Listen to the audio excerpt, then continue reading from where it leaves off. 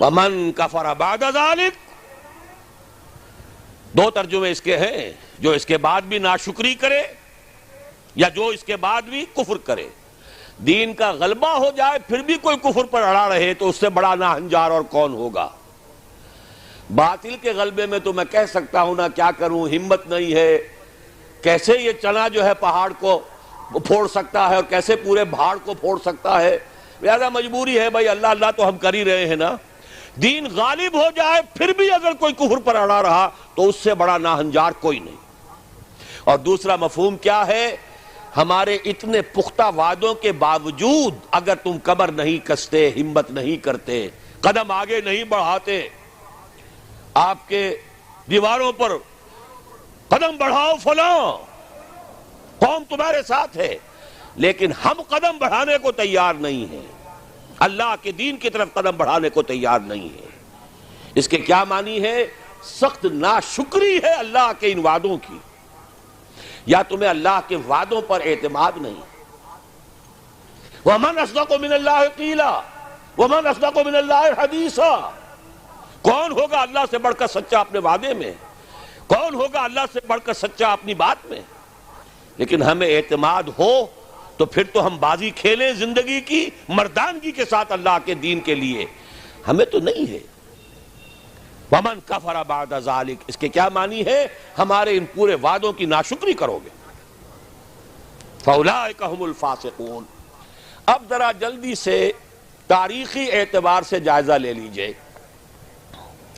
یہ میں نے عرض کیا یہ آیت نازل ہوئی اور سورہ صف بھی نازل ہوئی سن 6 کے شروع میں یا سن 5 کے آخر میں۔ فتح قریب اور ادھر وعدہ استخلاف کتنی جلدی پورا ہوا صحابہ کرام کے ساتھ اندازہ کر لیجئے۔ سن 6 میں صلح حدیبیہ ہو گئی، انا فتحنا لک فتحا مبینا۔ 7 میں خیبر فتح ہو گیا، مال غنیمت کے انبار آ گئے، یہودیوں کی دولت، آج کی اصطلاح میں ہم کہیں گے سارے دلدر دور ہو گئے، فراوانی ہے۔ اب سن 8 میں مکہ فتح ہو گیا، چاہے کوئی فارمل حکومت نہیں تھی عرب میں، لیکن یہ کہ دارالخلافے کی حیثیت یقیناً مکے کو حاصل تھی۔ قرآن مجید سے دلیل ہے، فَقَاتِلُوا أَئِمَّةَ الْكُفْرِ، سورہ توبہ میں مکے والوں کے خلاف جنگ کرنے کے لیے آمادہ کرتے ہوئے فرمایا کفر کے اماموں سے لڑو، یہ ہے لیڈر کفر کے۔ فَقَاتِلُوا أَئِمَّةَ الْكُفْرِ، سن 8 میں وہ فتح ہو گیا۔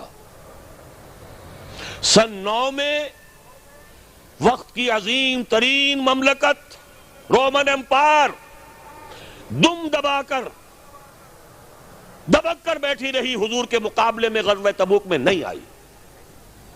لاکھوں کی فوج لیے ہوئے ہیرکلیس رومن ایمپرر، لاکھوں کے سٹینڈنگ آرمیز، اور حضور کے ساتھ 30,000 15 دن تبوک میں بیٹھے ہیں، سامنے نہیں آ سکا۔ آس پاس کے سارے قبائل ایمان لے آئے۔ معلوم ہوا اور سن 10 میں بلکہ سن 9 ہی کے آخر میں آخری چیلنج دے دیا گیا، کم سے کم اہل عرب ان میں جو مشرک اب تک باقی رہ گئے ہیں، بس چند مہینے کی مہلت ہے، یا ایمان لے آؤ اور یا تہہ تیغ کر دیے جاؤ گے۔ فَإِذَا انْسَلَخَ الْأَشْهُرُ الْحُرُمُ فَاقْتُلُوا الْمُشْرِكِينَ حَيْثُ وَجَدتُّمُوهُمْ۔ کسی کو بھی تہہ تیغ کرنے کی نوبت نہیں آئی۔ کچھ سرفرے تھے جو بھاگ گئے ملک چھوڑ کر، باقی سب ایمان لے آئے۔ جاء الحق وزهق الباطل ان الباطل كان زهوقا۔ اللہ کا وعدہ پورا ہو گیا یا نہیں؟ پھر اس کی توسیع کا مرحلہ آیا، کل 24 برس، پاکستان کو بنے ہوئے 50 برس ہو گئے، اس سے آدھی مدت پورا شمالی افریقہ فتح، پورا مغربی ایشیا فتح، ایران فتح، کوہ قاف تک کا شمالی علاقہ فتح، آگے ماوراء النہر، دریائے جیہو تک، یہاں سے وہاں تک، ایکسس ٹو اٹلانٹک، اللہ کے دین کا غلبہ ہے۔ بعد میں کیا ہوا صرف ایک نقطہ عرض کر کے باقی تفصیل نہیں کروں گا. ایک یہودی سازش، چونکہ میری بات شروع ہوئی تھی یہود سے، یریدون کا فاعل کون؟ یہودی. یریدون لیطفئوا نور اللہ بافواہہم، یریدون ان یطفئوا نور اللہ بافواہہم. اس وقت تو وہ ناکام ہو گئے. حضرت عثمان رضی اللہ تعالی عنہ کے عہد خلافت کے دوران ایک یہودی عبداللہ ابن سبا یمن سے چلتا ہے، اسلام کا عبادہ اپنے اوپر ڈالتا ہے، مسلمان بن کر آتا ہے. ریشہ دوانی اور سازش. خلافت تو حق بنو ہاشم کا ہے، یہ بنو امیہ کیسے خلیفہ ہو گئے؟ اور وہ وسپرنگ کیمپین، کوفے میں سارا پروپیگنڈا حضرت عثمان کے خلاف یا عمرو بن العاص کے خلاف اور حضرت معاویہ کے خلاف. وہ شام میں بیٹھے ہیں، وہ مصر میں بیٹھے ہیں، حضرت عثمان مدینے میں ہیں. نہ وسائل ہیں، نہ ذرائع ہیں، نہ کمیونیکیشن چینلز ہیں، نہ ٹی وی ہے، نہ ریڈیو ہے، نہ اخبارات ہیں، نہ ٹیلی فون ہے، نہ کچھ نہیں. لمبی لمبی داڑیاں رکھ کر لوگ آ گئے ہیں، وہاں تو یہ ہو رہا ہے، وہاں تو یہ ہو رہا ہے، وہاں تو یہ ہو رہا ہے. ایک طوفان برپا کر دیا، الفتنۃ الکبریٰ. حضرت عثمان شہید مظلوم پیاسے رکھے گئے، خلیفہ وقت شہید کر دیے گئے. الفتنۃ الکبریٰ.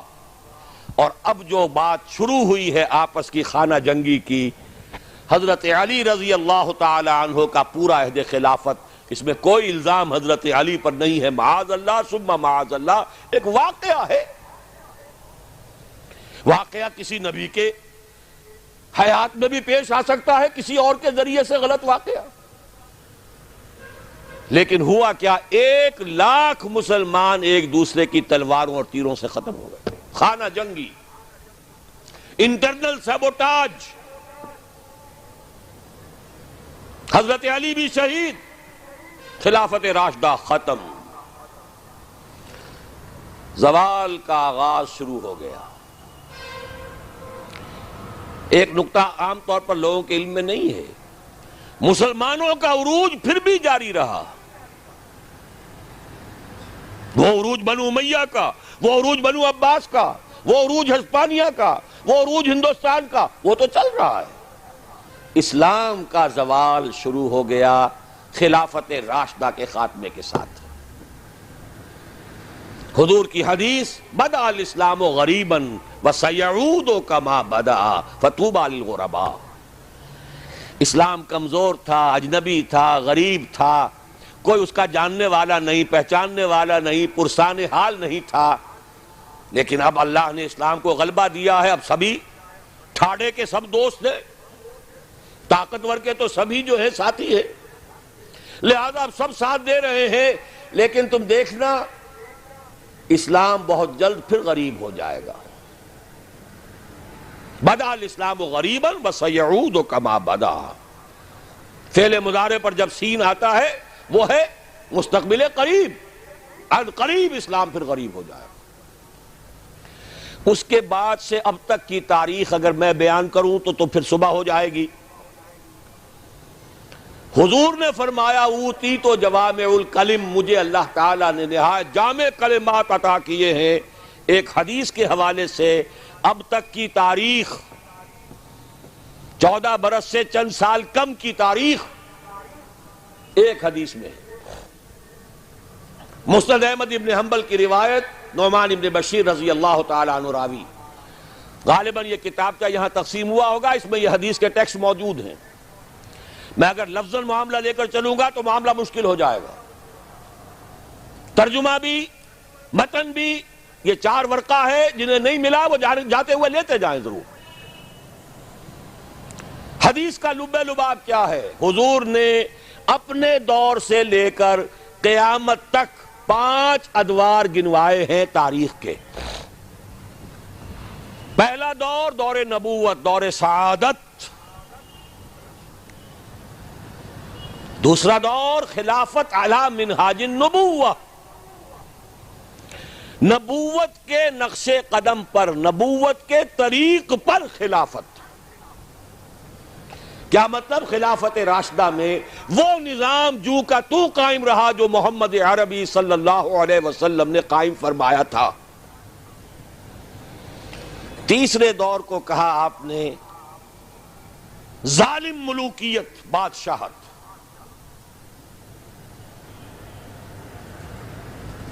بادشاہت کا ایک اعتبار سے تو آغاز حضرت معاویہ سے بھی ہو گیا رضی اللہ تعالی عنہ۔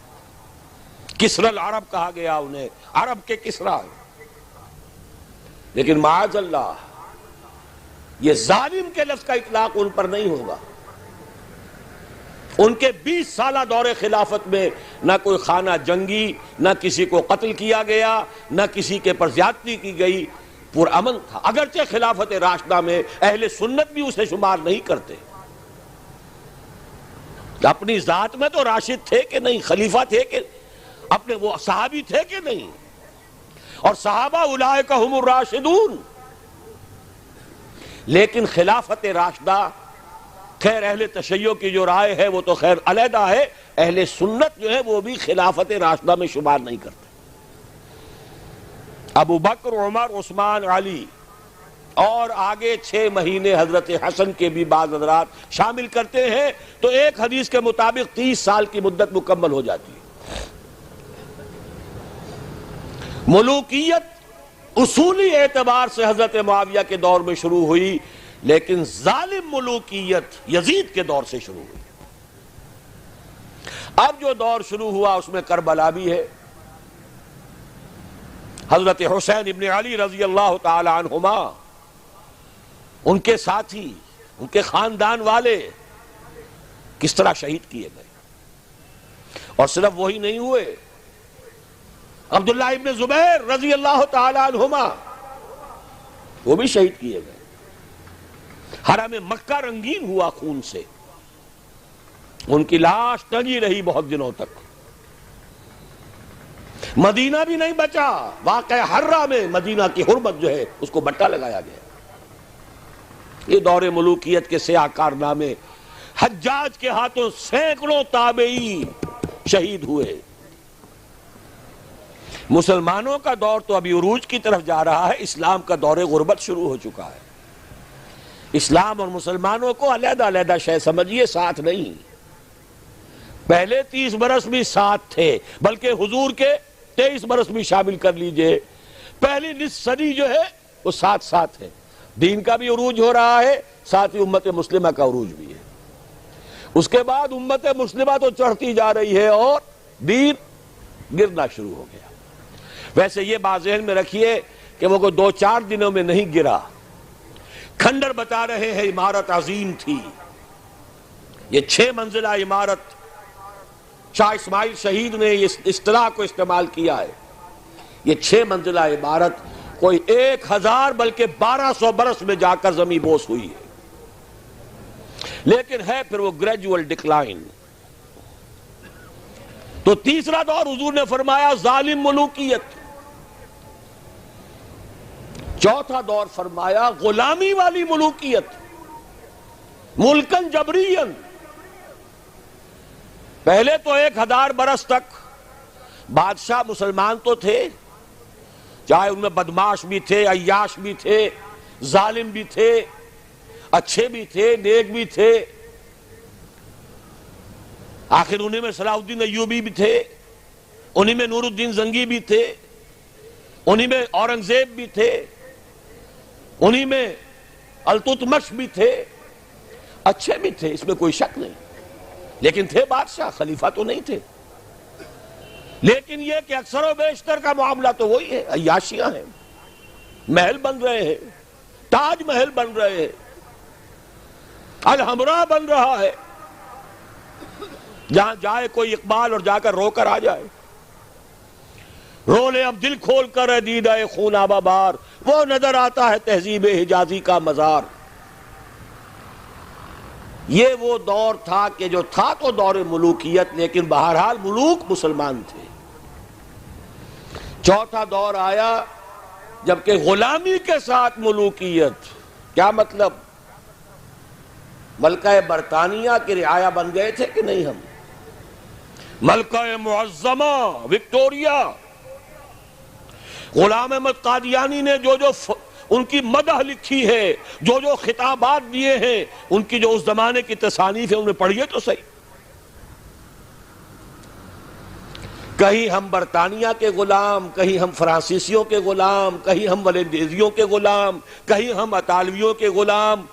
اس صدی کے آخر میں وہ نقشہ آ گیا، شروع میں 20ویں صدی کے شروع میں، جس کا نقشہ حضور نے ایک حدیث میں کھینچا تھا.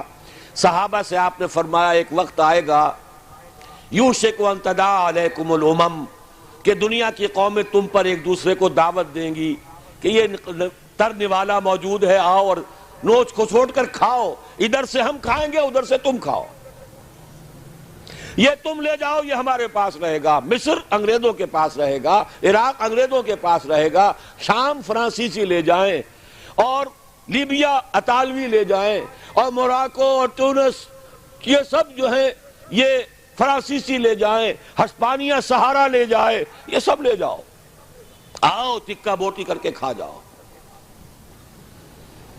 سلطنت عثمانیہ ختم، 1924 میں خلافت بھی ختم. نام کی خلافت، حقیقی خلافت نہیں تھی. پھر بھی جیسا کہ میں نے آپ کو بتایا بڑی طاقت تھی اس میں. خلیفہ اگر جہاد کا اعلان کر دیتا اس گئے گزرے دور میں بھی، تو جیسے کہ اس انگریز کمانڈنٹ نے کہا تھا کہ لاکھوں مسلمان نکل آئیں گے سروں سے کفن باندھ کر، اس میں کوئی شک نہیں. یہ تھا چوتھا دور، اور تھا نہیں ابھی ہے. یہاں سے اب ذرا بات شروع ہو رہی ہے، اچھی طرح سمجھ لیجئے. کہنے میں تو یہ آتا ہے اور تاریخ بھی یہ بتاتی ہے، حقائق بھی کچھ اس طرح کے ہیں کہ اس صدی کے آغاز میں تو اسلام اور مسلمان دونوں انتہائی زوال کو چلے گئے. اس کے بعد سے عروج شروع ہوا ہے کچھ. تقریباً 25 برس میں تمام عالم اسلام آزاد ہو گیا. سن 47 میں پاکستان بن گیا، مشرقی اور مغربی پاکستان 2 خطوں پر مشتمل. انڈونیشیا آزاد ہو رہا ہے، ملیشیا بن گیا ہے، ایک ایک کر کے عرب ممالک آزاد ہو رہے ہیں. تمام مسلمان ممالک تقریباً اکثریت والے آزاد ہو گئے. لیکن یہاں سے نوٹ کیجئے، دم لیا تھا نہ قیامت نے ہنوز، پھر تیرا وقت سفر یاد آیا. یہ جو کولونیلزم تھا جس کی بساط لپیٹی گئی ہے اس صدی کے وسط میں، یہ کرسچین کولونیلزم تھا. انگریز کون تھے؟ عیسائی. فرانسیسی کون تھے؟ ولندیزی کون تھے؟ ہسپانوی کون تھے؟ اطالوی کون تھے؟ یہ عیسائیوں کی کولونیل حکومتیں، نو آبادیاتی حکومتیں. وہ بساط ذرا طے ہوئی تھی کہ اسی وقت ورلڈ بینک قائم ہوا، کچھ عرصے بعد IMF قائم ہوا،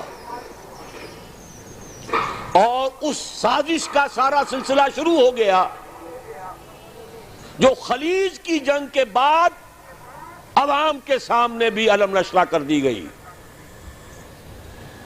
وہ سازش کیا ہے اسے سمجھ لیجئے. چوتھا دور ابھی جاری ہے. اس کو مختصر طور پر تو یوں کہوں گا کہ ایک سیلاب آ رہا ہے نیو ورلڈ آرڈر کے نام سے. نیو ورلڈ آرڈر،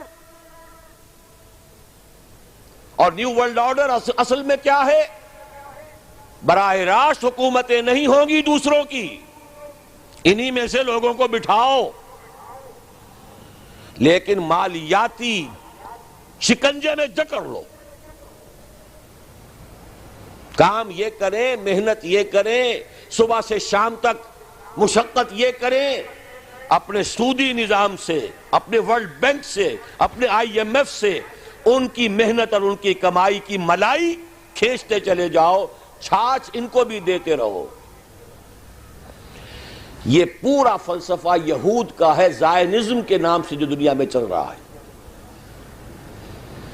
یہود کا کہنا یہ ہے کہ اصل انسان صرف ہم ہیں. 13 ملین یا 14 ملین، 1.5 کروڑ سے بھی کم انسان دنیا میں یہودی ہے. وہ کہتے ہیں اصل انسان ہم ہیں. باقی یہ 6 ارب جو بھیڑ نظر آتی ہے دنیا میں، یہ اصل میں حیوان ہے، شکلیں انسانوں کی سی ہیں.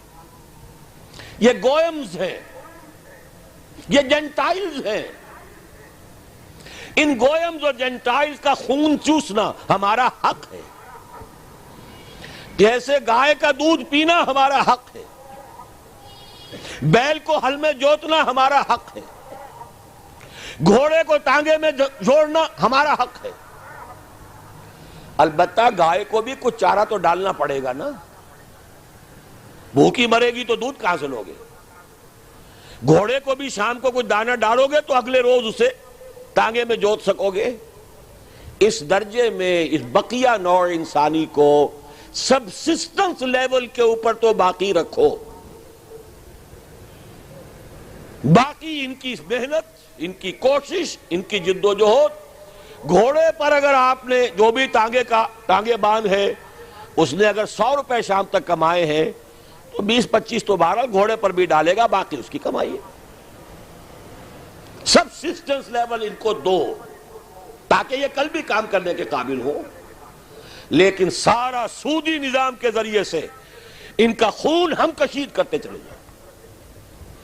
یہ نیا مالیاتی عالمی استعمار ہے.